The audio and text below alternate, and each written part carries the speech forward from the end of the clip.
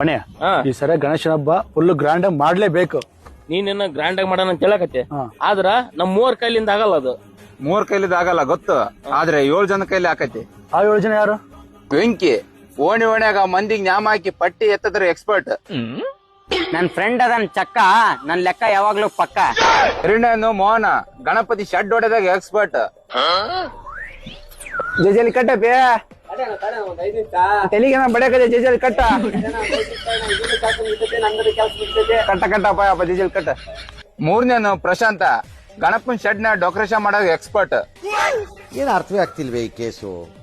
4ನೇನು ಕಾರ್ತಿಕ ಕುಡಿದು ಅಲಿಗೆ ಬಡದ್ರ ಎಕ್ಸ್ಪರ್ಟ್.